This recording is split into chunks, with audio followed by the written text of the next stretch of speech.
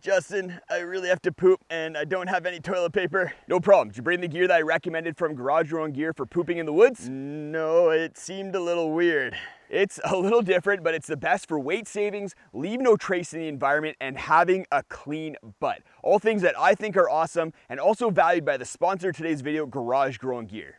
There are 3 pieces of gear that are essential for this pooping in the woods system. The first one is a trowel. I like the Bogler trowel because it's lightweight, durable, ergonomic, and it has little teeth on the side here that make cutting through roots really easy.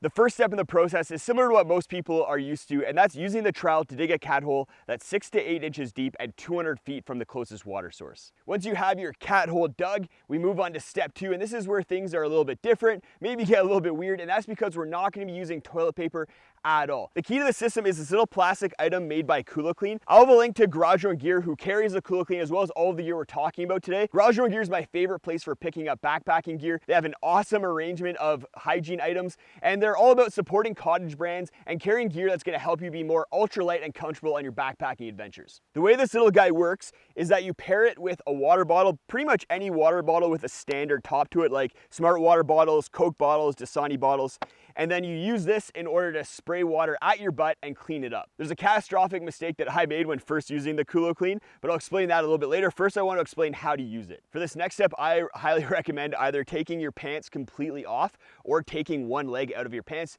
just to avoid getting them wet when you're using the Cooler-Clean for the first time. But once you have the Cooler-Clean installed on your water bottle, you only need about 400 to 500 milliliters of water, and that's gonna be plenty. I find that once you get the hang of it, you'll be good with about 300 milliliters. Once you're done your business and you're still in the squat position, take your Cooler-Clean and your water bottle, reach around, have the nozzle kind of pointed at your butt, and then spray right above the crack of your butt. The water's gonna rush down your butt crack and then clean up your butt.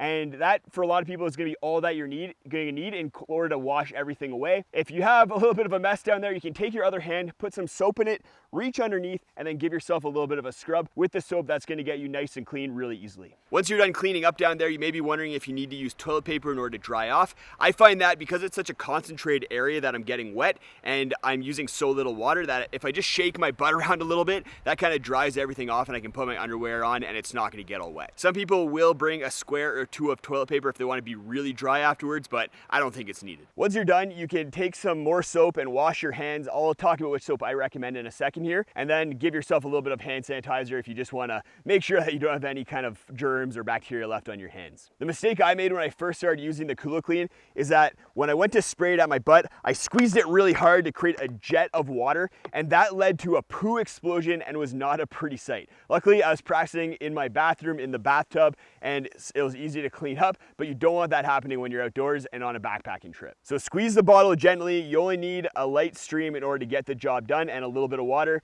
goes a long way. My go-to soap is made by Pika Outdoors. It's a powdered soap, so it's lightweight, less messy, doesn't freeze, and is easy to ration. I recommend getting a little plastic squeeze bottle in order to ration your powdered soap. Garage Your Own Gear carries the SKS plastic bottles that are awesome for putting your soap into. Like I said, Garage Your Own Gear is my favorite store for picking up backpacking gear because they have an amazing selection of gear that you might have never seen before. If you're interested in some of my other favorite gear from Garage Your Own Gear, go check out that video right up there. I go over some really cool stuff that only Garage Your Own Gear carries from cottage brands that are really neat.